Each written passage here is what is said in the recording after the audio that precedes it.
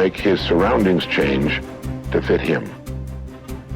Because his environment will change as he changes. A man's environment is a merciless mirror of him as a human being. And if he thinks his environment can stand a little improvement, all he has to do is improve, and his environment will improve to reflect the changing man. There's this mysterious subconscious mind of yours, and it runs below the awareness of your conscious awareness. So you're not usually even aware of what's going on in there, like what it believes or how it limits your life. The reason it is so powerful is because it stores all of your memories, all of your feelings and emotions, and most importantly, all the limiting beliefs you've acquired since you were born. You need to understand the subconscious mind of yours. Your subconscious mind rules your life. 96 to 97% of everything that you do is done as a result of your subconscious mind. And when your subconscious mind gets programmed, it goes ahead and responds to whatever it is your conscious mind has placed into it. This subconscious mind of yours is most impacted by your feelings. A change of feeling is a change of destiny. I think that we define reality with our senses, and I think that is one of the biggest illusions. So the fundamental question is, can you believe in a future that you can't see or experience with your senses yet, but you've thought about enough times in your mind that your brain has literally changed to look like the event has already occurred? Now, the latest research in plasticity says that's absolutely possible. And can you select a new possibility in the quantum field and begin to emotionally embrace that future every single day to such a degree that your body, as the unconscious mind, the objective mind, does not know the difference between the experience in your life that's creating the emotion and the emotion that you're fabricating by thought alone, to the degree that you begin to signal new genes and new ways to change your body to look like the experience has already happened. Begin to act as would the person you most want to become. Now that is, if you were already in possession of the goal you're shooting for, how would you conduct yourself in all of your affairs? Well, do it now, and tomorrow, and the next day. Begin now to act the part of the person you most want to become, and you'll end by becoming that person. Subtly, in little ways, in the way you dress, in the way you talk, in the unfailing courtesy you show to every person with whom you come in contact. Begin to act the part of the person who has already achieved that which you're shooting for. The German philosopher Goethe gave us the secret when he said, before you can do something, you must first be something. When you behave like the person you most want to become, the things that person would have will tend to come to you. It's simply cause and effect. Don't be in too big a hurry. It takes longer to build a skyscraper than a chicken coop. Build slowly, steadily, and well. Then when you make it, you'll keep it. You'll stay on top. Your self-concept is your operating system. Everything that you produce on the outside is determined, modified, affected in some way by your self-concept. You cannot change what is being produced on the outside without changing your operating system. You always perform on the outside based on how you think on the inside. Now there are laws. The law of belief says that your beliefs become your realities. But the things that you believe may not necessarily be true. However, if you believe them intensely enough, they will become true for you.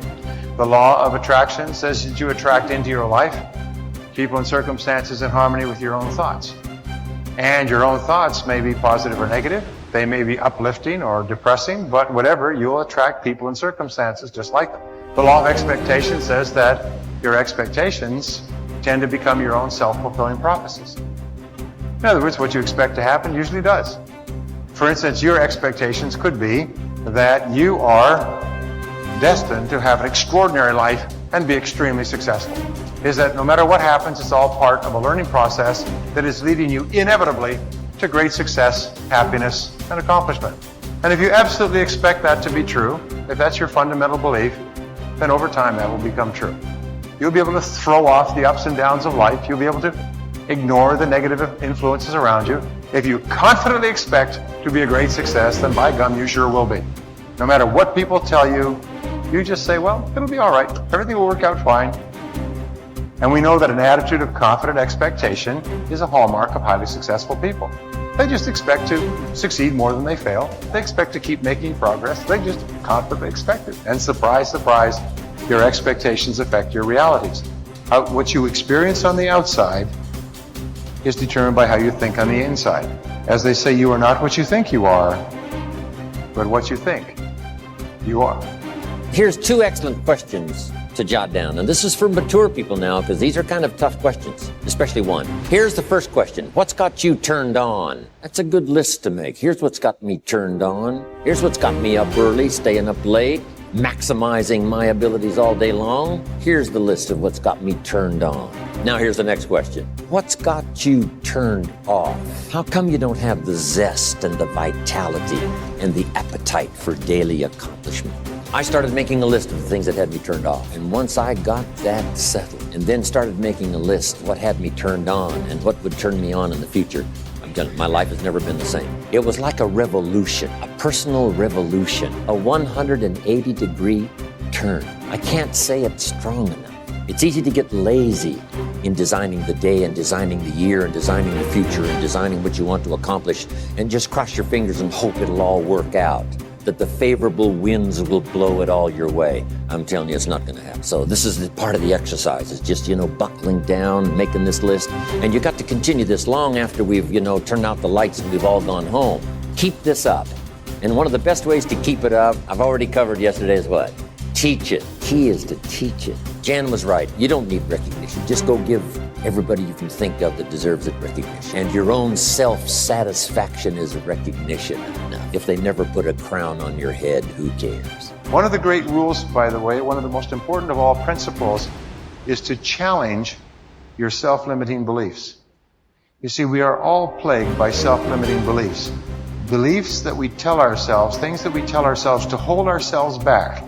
We hold ourselves back with self-limiting beliefs. We tell ourselves that we're limited in some way, when in reality, not true at all. In fact, Ernest Holmes, the great metaphysician, once said that all negativity is rooted essentially in the frustration of potential. People feel that they're capable of doing vastly more. Nelson Mandela said, "Our great problem is not that we feel that we are powerless, but that deep down inside we feel that we are powerful beyond measure." Which brings us to all performance, all improvement in personal performance begins with an improvement in your self-concept, in your beliefs about yourself. Good thinkers always prime the pump of ideas. They always look for things to get the thinking process started, because what you put in always impacts what comes out. Read books, review trade magazines, listen to tapes, and spend time with good thinkers. And when something intrigues you, whether it's someone else's idea or the seed of an idea that you've come up with yourself, keep it in front of you. Put it in writing and keep it somewhere in your favorite thinking place to stimulate your thinking. Spend time with the right people. As I worked on this section and bounced my ideas off of some key people so that my thoughts would be stretched, I realized something about myself.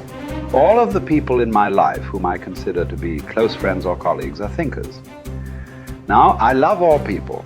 I try to be kind to everyone I meet, and I desire to add value to as many people as I can through conferences, books, audio lessons, etc.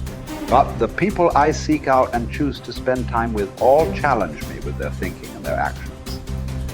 They are constantly trying to grow and learn. Every one of them is a good thinker. The writer of Proverbs observed that sharp people sharpen one another, just as iron sharpens iron. If you want to be a sharp thinker, be around sharp people. To become a good thinker, you must become intentional about the thinking process. Regularly put yourself in the right place to think, shape, stretch, and land your thoughts. Make it a priority. Remember, thinking is a discipline. No matter what you choose to do, go to your thinking place, take paper and pen, and make sure you capture your ideas in writing. Ideas have a short shelf life. You must act on them before the expiration date. World Walleye Flying Ace Eddie Rickenbacker said it all when he remarked, "I can give you a 6-word formula for success. Think things through, the follow through. To start the thinking process, You cannot rely on your feelings. In Failing Forward, I wrote that you can act your way into feeling long before you can feel your way into action. If you wait until you feel like doing something, you will likely never accomplish it. The same is true for thinking. You cannot wait until you feel like thinking to do it. However, I've found that once you engage in the process of good thinking, you can use your emotions to feed the process and create mental momentum. Try it for yourself. After you go through the disciplined process of thinking and enjoy some success, allow yourself to savor the moment and try riding the mental energy of that success. If you're like me, it's likely to spur additional thoughts and productive ideas. One good thought does not make a good life. The people who have one good thought and try to ride it for an entire career often end up unhappy or destitute.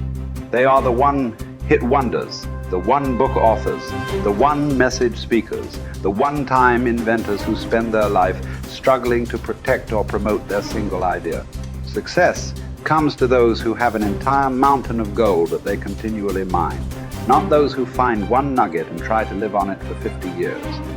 To become someone who can mine a lot of gold, you need to keep repeating the process of good thinking. Becoming a good thinker isn't overly complicated. It's a discipline.